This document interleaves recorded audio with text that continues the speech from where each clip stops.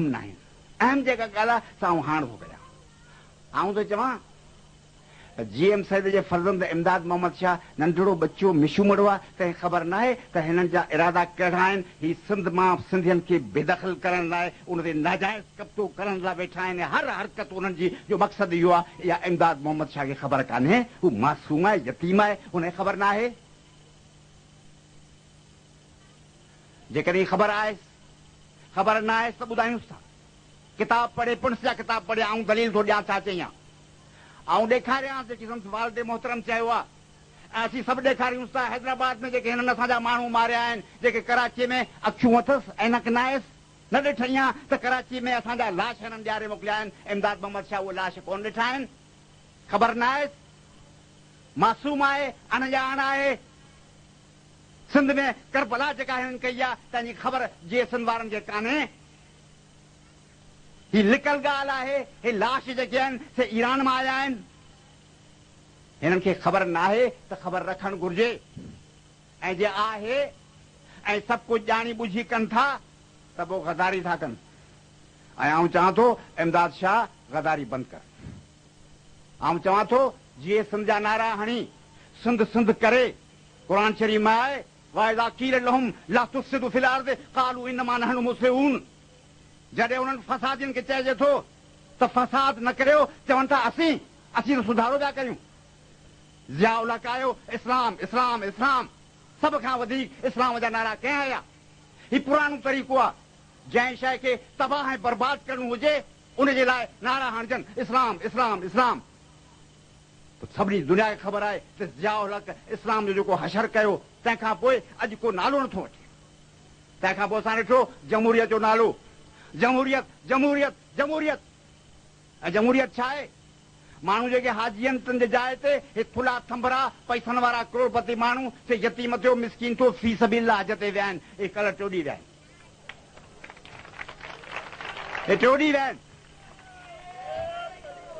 हे मशूम आहिनि जेके ॿोॾी जा पैसा खाई विया, ॿोॾी जा। ऐं अखियुनि सां ॾिसी आयुसि, ॿेड़ीअ वारनि खे पैसा कोन, उहो DC ऐं तबेदार सभु पाण सलाह करे मंबर साहिब कुर्बान करे खाई हलिया। नौकरियूं विकिणनि पिया। जमहूरियत पुछ बा छा आहे, नौकरी छा आहे, चए जमहूरियत था कनि। मशहूरु आं ॿुधंदो मुला साहिब जी ख़बर हूंदी त साईं अबा औलाद लाइ पिया मथा ॾियूं। हे बि पिया जमहूरियत लाइ मथा ॾियनि। हाणे हे वरी सिंध लाइ मथा ॾियण आया। सिंध मथा लाइ छा था कनि? हू मदद ख़ान वठी आया। कहिड़ो? अजमल खटक ऐं ज़िया उल हक़ जो सियासी औलाद जनाब साबिक़ वज़ीर आज़म पाकिस्तान, तंहिंखे वठी आया। अहम ॻाल्हि कहिड़ी आहे त GM सैद जे मक़बरे खे हिननि उहो अॾो बदिलायो, अॾे में तब्दील कयो आहे जिते सभु सिंध जा कातल ऐं जलाद उते गॾजनि था ऐं पनाह वठनि था। धाड़ेलनि कातलनि क़ौमुनि जे दुश्मननि खे पनाह ॾियणु जुर्म आहे, नाक़ाबिले जुर्म। गदारीअ खे सिंग थींदा आहिनि छा? ॿुधायो, गदारी खे सिंग थींदा आहिनि छा? चनेसर छा कयो हो? चनेसर दोदे जो भाउ कोन हो वॾो? चनेसर सुमरो सरदार कोन हो? उनखे गदार छो था चऊं? गदार हिन खे चवंदा जो अलाउद्दीन वठी आयो हो।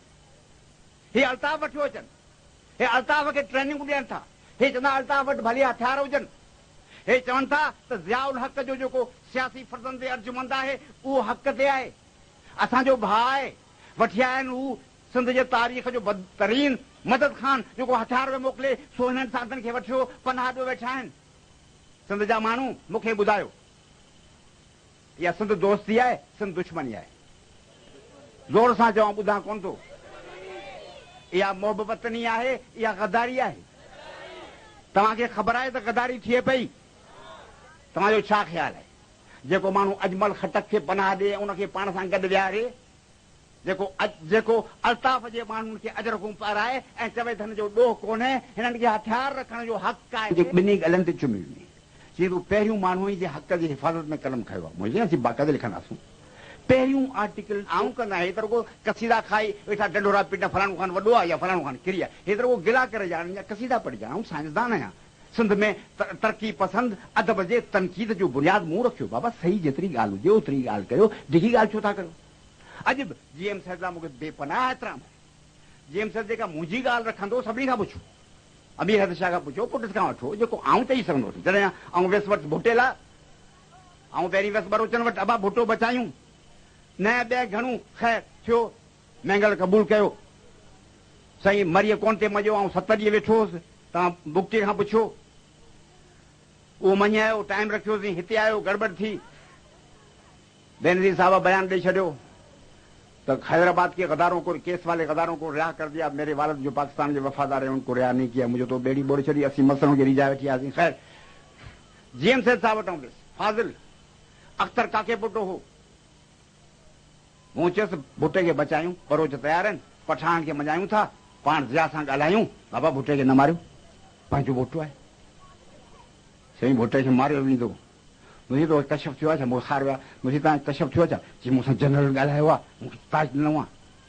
पोइ जेका मूं तक़रीर कई अख्तर काके पुटो ज़िंदा था पुछो मुंहिंजो साईं जेकॾहिं सिंध में जे भुटे जे जेल में आऊं रहियो आहियां तूं त रहियो ई कोन्हे साईं 42 जेल में रहियो आहे किथे रहियो आहे साईं जेल में साईं जेल में किथे रहियो आहे साईं नज़रमंद 3 महीना 4 महीनो पोइ घर में रहियो मूंखे सॼी उमिरि घर में विहारियो अहिड़ियूं मानियूं पुला करायो आऊं हली विया हलो सॼी उमिरि में विया जेल साईं ॿी शइ थींदा आहिनि जेल ॿी आहे कोट लखपत में हली वे जॾहिं लुकूं उलनि थियूं तॾहिं तव्हां खैरपुर जेल में हली वियो मुंहिंजे जाइ मुंहिंजे ॻूण जो टपड़ कोन हो मुंहिंजे अंदरि मूंखे पेट में अल्सर हुआ मुंहिंजे अखियुनि में बीमारी मूंखे नालो नथो अचे अंग्रेजी नालो हो मूंखे सी पवंदो हो उहो तव्हां चाट ॾिसो उन में असीं रहंदा हुआसीं साईं त रहे ख़बर पए छा हिन खे चवंदो तूं त रहो मूं सां गॾु रहियो आरीसर पासे में हो हैदराबाद कराची में रहियासीं जेल ॿी शइ साईं घर रहियो हो घर में नज़रमंद हो बादशाहनि वांगुरु रहंदो हो पंहिंजो खाधो पंहिंजो ॿियो कूड़ न ॻाल्हाइजनि भुटे लाइ बि कूड़ न ॻाल्हाइजनि मुंहिंजे लाइ बि कूड़ न ॻाल्हाइजनि साईं नज़रबंद हो कुझु बादशाहनि वांगुरु नज़र वो हाक मंगदो कूड़ी वाट न करो